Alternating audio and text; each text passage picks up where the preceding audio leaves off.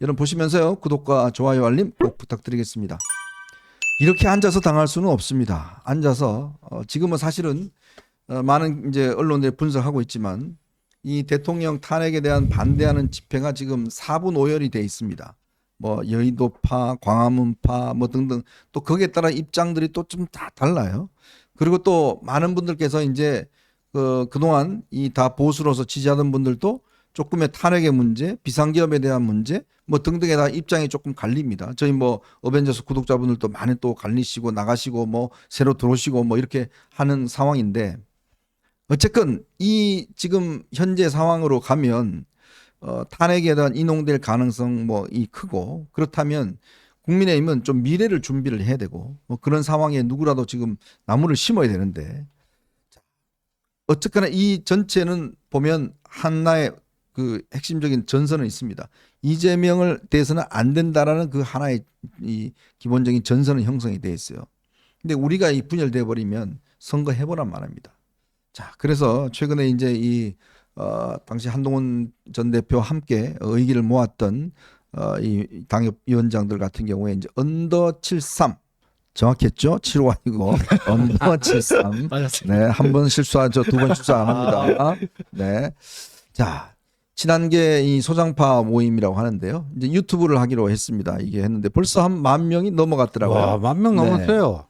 자, 근데 이 우리 유재화 지금 위원장께서 저 변호사께서 여기 지금 멤버로 지금 벌써 1,500명, 50명. 아니 11,700명이 됐네요. 지금 들어가 보니까. 뭐 저건 아까 저기 스캔한 거고요. 네. 저희 11,700명이에요. 저희도 좀 눌러주시지. 자, 품앗이를 해야 될 때 왜? 뭐 같이 또 뭐 성장해야겠죠. 네. 예. 근데 지금 이번에 이제 김현철 그 민주연구소장하고 만나시는데 그는 뭐 때문에 만나시는 건가요? 먼저 이 언더 73 멤버들이 이제 김영삼 도성을 한 이유는 네. 저희 국민의힘 당사에 보면 사진이 3개가 걸려 있습니다. 이승만 대통령, 박정희 대통령, 그리고 김영삼 대통령이에요. 네. 그리고 현직 대통령은 이제 바꿔가면서 이제 거는 건데 어쨌든 고정적으로는 이렇게 세 분의 전직 대통령 사진이 걸려 있죠. 네. 그 중에 12월 3일 계엄 이후에 우리 당이 그 김영삼 전 대통령이 상징하던 자유민주주의의 가치, 네. 이 가치를 결코 잃어서는 안 된다. 아. 이런 거 한번 되새기고 싶었던 마음이었어요. 네. 그게 하나가 있었고요. 또 하나는 뭐냐면 당시에 김영삼 대통령이 그 이전에 어떤 그 군부 보수 세력과 3당 합당을 하면서 우리 그 기존 종전에 있던 세력에 그 민주화의 바람을 넣었거든요. 그렇죠. 그러면서 이 당이 굉장히 스펙트럼이 넓어지고 강해졌습니다. 이기는 네. 정당이 됐거든요. 네. 그래서 덧셈 정치, 그걸 통한 이기는 정당이 됐으면 좋겠다는 바람에 우리가 김영삼 도성을 한번 가보자 그렇게 의기투합하게 됐습니다. 네. 3당 합당이라는 게 당시에 야당이나 저 운동권에서 엄청 비판하지만 그러나 당시에 이제 군부 정권이라고 했지 않습니까? 전두환 노태우 정권을. 그러나 3당 합당을 함으로 인해서 정말 우리나라의 어떤 보수 세력이 그나마 이런 어떤 이 좀 어둠의 어떤 그런 세월을 잊고 네. 새로운 어떤 정말 이 자유민주주의를 어떤 지향으로 하는 정말 건강한 보수 세력으로 하는 결정적 계기가 저는 3당 합당이었다고 봅니다. 그렇죠. 그때 90년대 이제 그 노태우 민정당, 그 다음에 김영삼의 민주당, 네. 그 다음에 김종필의 공화당, 네. 이 3당이 합당을 했을 때 많은 사람들이 김대중의 민주당 호남을 포위하기 위한 보수 대야합이다. 네. 이런 식의 표현들을 많이 썼는데 이렇게 이제 지나서 보면요. 참 탁월한 선택이었다. 이 덧셈 정치인 건 분명하고요. 저는 더 나아가서 이게 서로 으르렁대던 산업화 세력과 민주화 세력이 한 지붕 아래서 한솥밥을 먹게 됐다. 네. 그리고 화학적 융합이 됐다. 그래서 태어난 게 YS 정권 아닙니까? 네. 예. 그러니까 이거는 단순한 덧셈 정치를 넘어서 좀 곱셈 정치를 한 그런 케이스다. 이렇게 보고요. 근데 그래서 우리 YS는 지금 뭐 친한계 비슷하게 당내에서 아주 소수파였어요. 네. 의원들 숫자가 민정계가 훨씬 많았잖아요. 근데 민정계의 터줏대감인 허주 김윤환이 YS 손을 들어주면서 음. 당내에서 이제 다수파가 되고 대선 후보가 되고 오히려 민정계의 대선 후보로 거론되었던 이종찬이라는 인물은 YS의 그 대세론에 도저히 안 될 것 같으니까 이상한 핑계 대고 밖에 나가갖고 또 조만한 새한당인가 만들었죠. 새로운 한국당인가 뭐 네네. 만들어갖고 하는데 잘 안 되니까 이쪽으로 친정으로 돌아가긴 뭐하고 그러니까 나중에 저쪽 이제 DJ한테 97년에 그 DJP 할 때 그쪽으로 가서 이제 뭐 국정원장도 하고 네. 그런데 그 YS 정권이 들어와서 딱 초기에 여러 가지 금융실명제부터 해갖고 여러 가지 개혁 조치를 많이 했는데 금융실명제보다도 더 집권 초기한 게 뭐죠? 하나회 전격 해체입니다. 네. 하나회 전격 해체예요. 그리고 그걸 보고 이제 거꾸로 돌아갈 일은 없겠구나. 과거 같은 군사 쿠데타, 군사 정변과 군인 정권의 등장이라고 하는 그런 거는 이제 안 봐도 되겠구나 하면서 한국의 민주화가 이른바 불가역적 단계에 들어갔다. 예, 백도가 안 되는. 예. 그게 그러면 이게 보수라는 게 기본적으로 선대의 업적, 그거를 잘 계승 발전하는 거 아닙니까? 그렇죠. 그래서 이제 이 최근에 제가 한동훈 전 대표와 관련된 이야기는 뭐 간접적으로 좀 취재를 해보니까 한 전 대표의 어떤 이 의지가 굉장히 단단하다고 이야기를 합니다.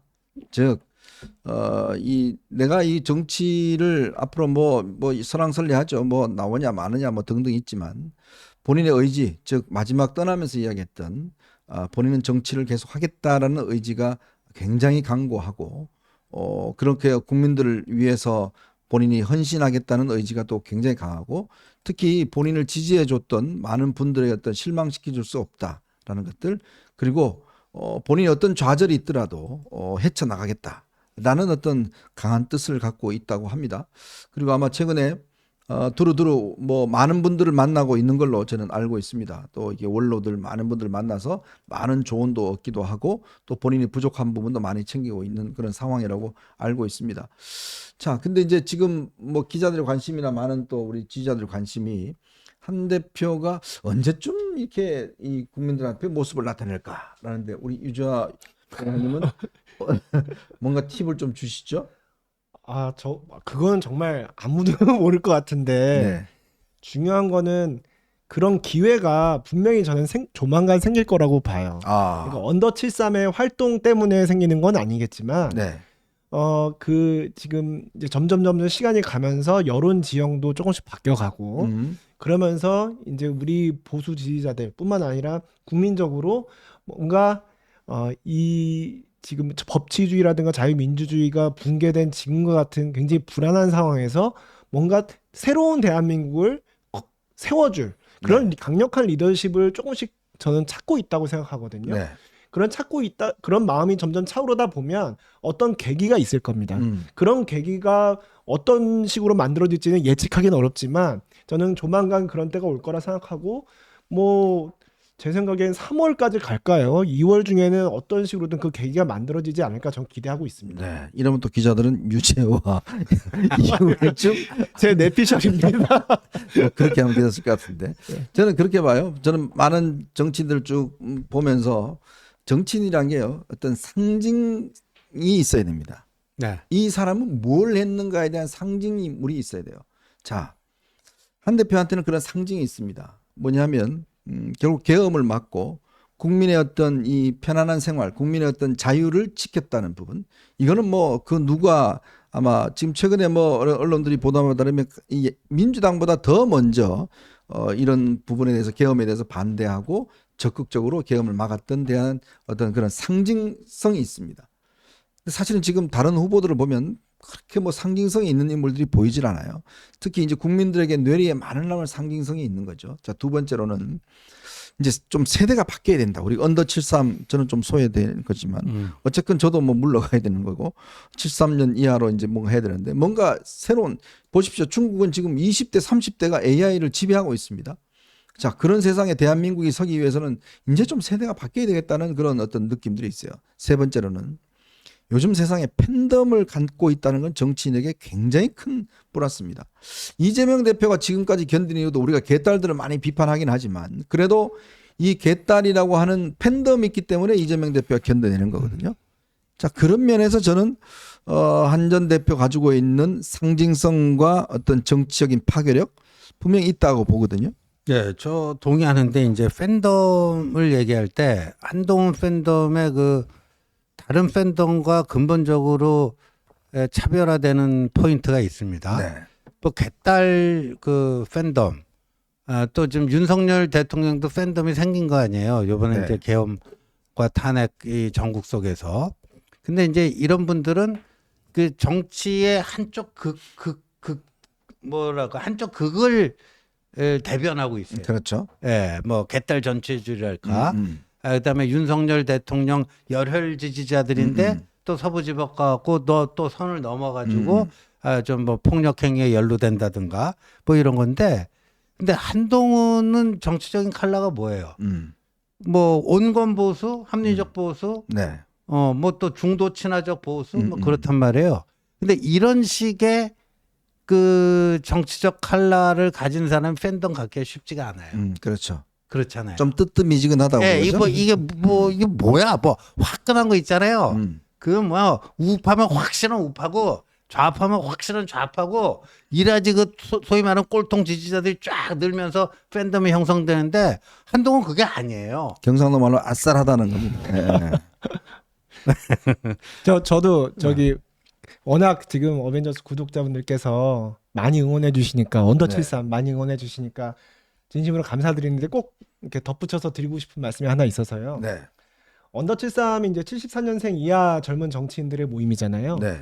근데 이제 우리가 이 어떤 세대 교체, 나아가 시대 교체를 하겠다는 생각으로 모였습니다.